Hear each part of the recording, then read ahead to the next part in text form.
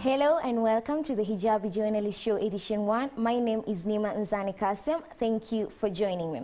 So today in my show, I have a very special guest, you guys. This is a very old friend of mine, the lovely Naima Nurein. Welcome, Naima. Thank you. Thank you so much. Anyway, I'm so excited to have Naima here today, and I hope she is twice as excited since I decided to make this platform a more open platform where different young people, especially women, will be coming here to talk about different roles they play in society. Anyway, Naima, for how long have I known you exactly? I think like 7 years. Yeah. It's been 7 years, right? Like forever. Wait. When was the first time I joined Sheikh Khalifa? Guys, I met Naima when I joined high school. I think she was like a year ahead of me. I was. What year was that? I think it was the year 2007. I think I was in Form 2 and you were in Form 1. That was 2000. Was it no, 2007 or was it 2008? It was 2008. 2008. Yeah. Anyway, how did we even become friends? Like listen, this is you as a first time high schooler. They never used to call us freshers, and then there's this very pretty girl. She's all over the place, and you don't know how did we even become friends? Okay. Yeah. I guess we have different perceptions. We have different perceptions about this, you guys. Anyway, thank you for coming here today, Naima. I'm so glad to be here. It's an honor. Yeah. It's amazing. You feeling the moment right now? I feel so good. Is this the first time on camera? No, but this is amazing. Oh, it's not? It's not, I'm hot. But this is like cool. I mean, this is my best friend. I mean, like, it doesn't get any better than this. I know. Anyway, Naima, please tell us a little about yourself. I know it's a hard question, but please. Well, I mean, in simple terms, my name is Naima Nurein Matsaho. I am 24 years old. I am an economist and statistician by profession. I live in Mombasa, Bamburi. Yeah. I'm married. Would you say you've lived in Mombasa your entire life? Well, maybe I'd say like 3/4 of my life, most of my life, because I was there in primary school, in high school. So I was in Nairobi for the time that I was in university. That's nice. 4 years of my life. What would you say about the Mombasa community? How has it been growing up in the Mombasa community? Well, to be honest, it's in the beginning, you know, when I was still in Mombasa and I didn't experience like life in other places, it was just okay to me. It was like normal because like when you haven't gone to another place, you've just been in the place all your life, so you don't see much of the difference. So then I came to Nairobi, then I realized like the life is different here. People are much more on the move. People in Mombasa are much more relaxed, but in a nicer way. Like people don't stress much about life. In Nairobi, it's like chills on, chills on. In Nairobi, it's like you gotta get things done, and it's like right now, and that's just it. You know? So it's like I had to balance between those two lives, but I think it's really great. And in life, you just have to adjust. That's true. So.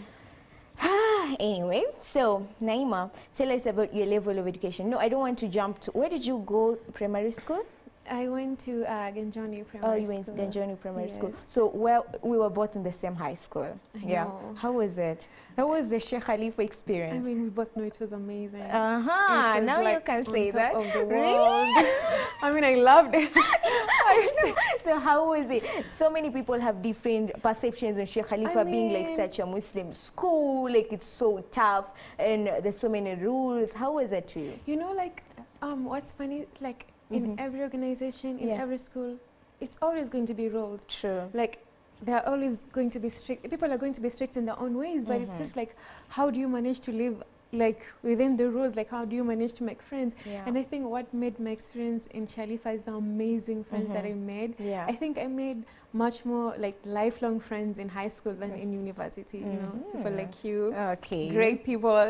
You know, so like it was just amazing. I learned a lot. I mean, I grew religiously, I grew like emotionally, and it was like a stepping stone. I discovered myself, and it was the time of fun, being young and everything. So So I remember when we were in high school, you had an opportunity to participate in an exchange student program where you go to travel to America.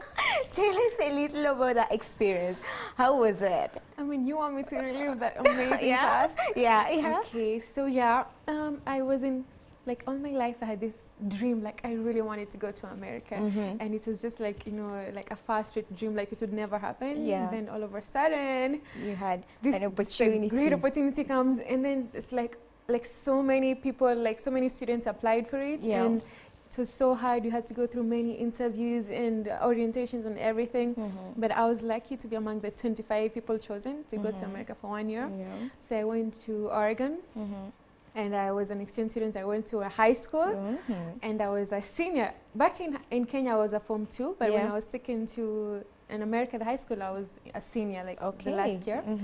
And I can say it was an amazing experience, because it was not just like all fun. It was very tough at the beginning, because I was miles and miles away from home. I didn't know anything. It was extreme culture shock. Yeah. Everything was so different, you know, and like people have this kind of image about you, like this is how like a Kenyan is supposed to be, or like how an African is supposed to be, or how so imagine I was Muslim, black, African and a woman. All of them in one combined. Yeah, you I know.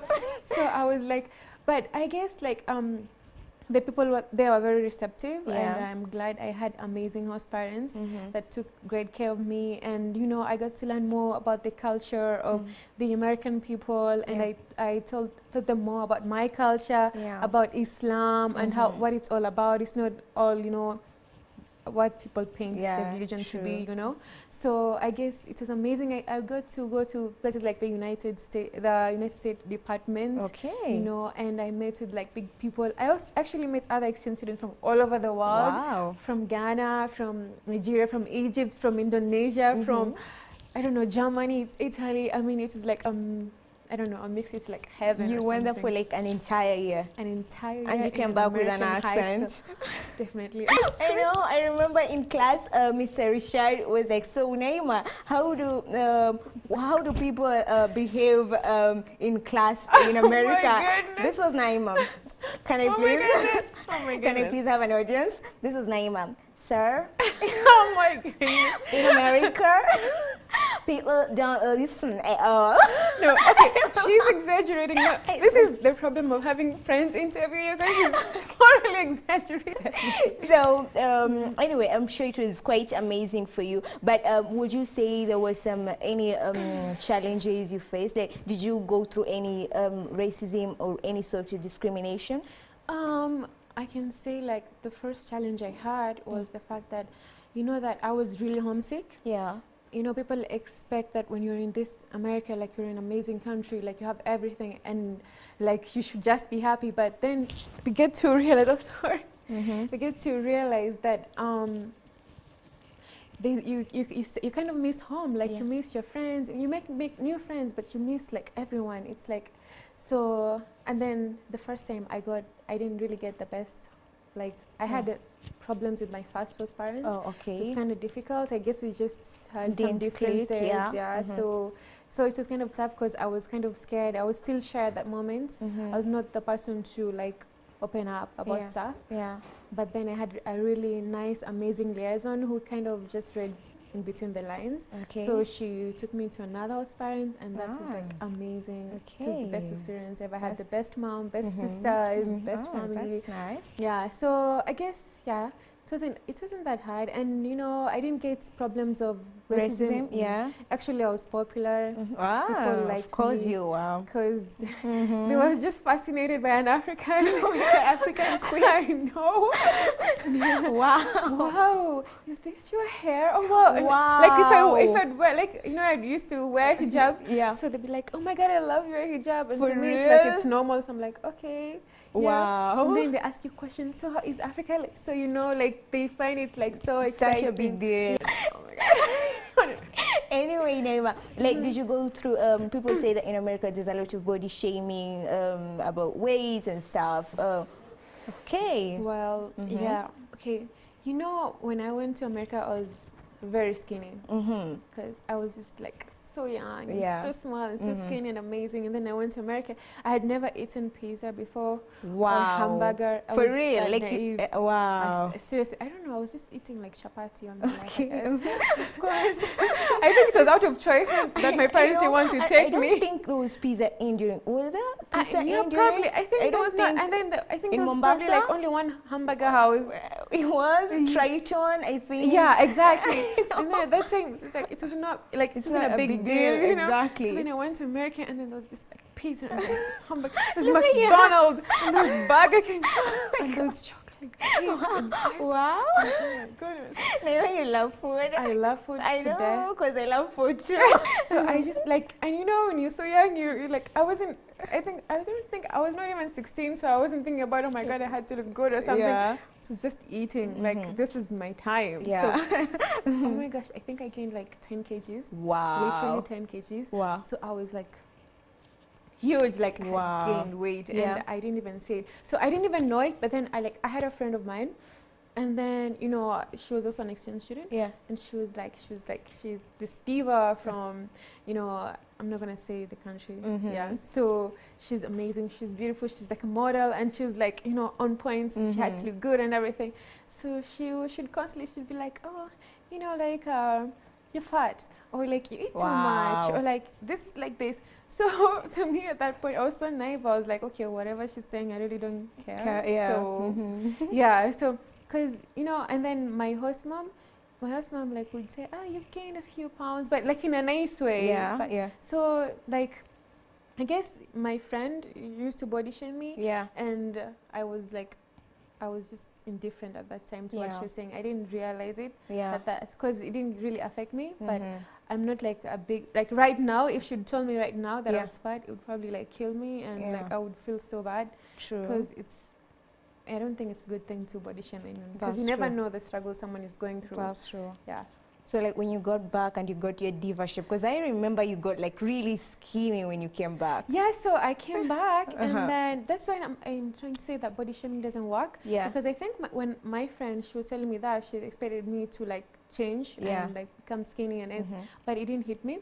But when I came back and saw my parents and my friends and everyone was like, wow, you've gained weight. So nowadays you're chubby. But like in a nice way, they weren't saying it like in a way to make me feel bad. Yeah. Like maybe they wanted me to lose weight, but it's just the tactics they were using. Oh, yeah. You've gained weight. So like when everyone, more comfortable. Yeah, like when everyone is at the meeting, I was like, whoa, hi, Naima, you've gained weight, you look good. And then you're like, gain weight. So you look good, but then I gain weight. You know, so like you look good. So then I was like, okay. So then I started doing like extreme diet, like the celebrity diet. Of course you did. And I lost weight drastically. I was too skinny. I remember you were like so skinny. You had collarbones. I mean, I have collarbones, but Naima, you having collarbones. I was too skinny. Something else. I was so. Basically, soap dishes right here. Can you imagine my love for food died? I actually hated food at that time. Wow. I was like, I would see food and I was like, I don't want that. I'm in shock. I know, right? Like I can't even. I can't imagine those days of my life. I don't know how to live. Okay. Yeah. Like, would you say that going to America has opened more opportunities for you? Oh, yeah, certainly. I mean, I feel like if I was Naima that, like, I didn't go to America and the Naima that I am now, I would have been like two different people. Like, that would have been a totally different Naima. Going to America has opened so many doors for me. Like, first of all, when I went there, I gained confidence. Like, I discovered who I was, you know, and then I was more open-minded. Like, more receptive, more cultural, adaptive to things, you know. And then, you know, like I had, you know, when you go there and then you see how people are living, and then you're like, I want this for my country. That's, you know, true. It's just changed my perspective of like, we need to do something for my country. I need to, you know, it just made me like a whole different person. And then when I come here, like everybody just wants to talk to me. Everybody wants to know about my experience. It's amazing to talk to kids, you know, to empower them, you know, and tell them that you can do anything. You can dream. Yeah, just true. You know, just be positive. And you know, like people thought that when I would go to America, I'd be spoiled and I'll come back and I'll be just a bad girl. Yeah, but I proved them wrong. That's so it's true. Just about how you handle yourself. That's very true. I came back and I was the same, just with a little bit of accent. Of course, you did. Okay, tell me about public speaking. You know, like before I went to America, I love public speaking. Yeah. And when I was in Shehalifa, before I'd gone, I was also involved in some clubs and all that, but I wasn't that as open. But then, you know, when you go to America as an exchange student, you have an obligation to represent your country. So it's like you're obliged to stand in front of a crowd and to represent your country. So throughout the year, that was what I was doing. So I kind of like grew into it and I had a passion for it. And I realized it's so nice to talk to people. It's so nice to talk to a crowd and explain, teach them something, make them aware of something or explain something. So I think public speaking is a very good forum to express your feelings, to make a difference, you know, to reach out to the world and just, you know, make change, you know. You can motivate people by just, you know. Guys, by the way, I'd like to mention that you played such a major role in my public speaking. Let me narrate this short story. Personally, I've always been into debating and poetry. So even when I was in high school, I was more into debating. I was in all the debate competitions. Oh my God, that was my life. So when Naima came back from America, there's this one time we were supposed to participate was it an oratory competition in Aga Khan, if I'm not wrong? It was a science conference or? No, it was a public speaking it is a competition. Public speaking. Yeah, absolutely. So she was supposed to participate in a public speaking competition. Then what happened? My dad said I had to I had to concentrate on my studies. No, wait, you got sick. Well, we have two different stories for this. But personally, I remember her getting sick because I remember us visiting her in the hospital later. Was it Pandya or was it? I don't know. Maybe we're talking about two different scenarios because I remember there was a time my dad was so worried that I was so much involved in extracurricular activities that I wasn't paying much attention to my academics. But I understand any parent would that's true. I guess that's also an issue. Like, so maybe students participating. Two different times. Yeah. So this one time, Naima got really sick. I don't know what happened. I don't know what she was suffering from, but she had to be in hospital. What is it called? And then you went and slayed. I know. So this time, so Madam Fatma, I think, she came to me. I was in class. She was like, so Naima was supposed to participate in a public speaking competition, but she can't make it because she's like really sick and she's in hospital. So we thought you should be the one to represent her. I had really never done anything about public speaking, you know, where you go and collect a piece of paper and you just talk about something randomly without preparing yourself. Exactly. I was used to debating, and you know, debating you have gathered your facts and you're in your zone, man. But this is a different situation and I have to go and talk about something I have not prepared about. Then guess what happened? I slayed. Story of my life. Oh my God, story of my life. I think the best thing is that I actually did participate. I remember her telling me, you can do this, Naima, you can do this. And okay, I was really worried. I was afraid I was going to let the entire school down. But I don't know, I guess it's like the grace of God. Like I won that competition. And you slayed it. I slayed it. It was like, oh my gosh, it was like. I know. And they got 5,000. Do you know how much 5,000 meant at that particular time? As a high school student, that's like. 5,000 was everything. It's like $5 million.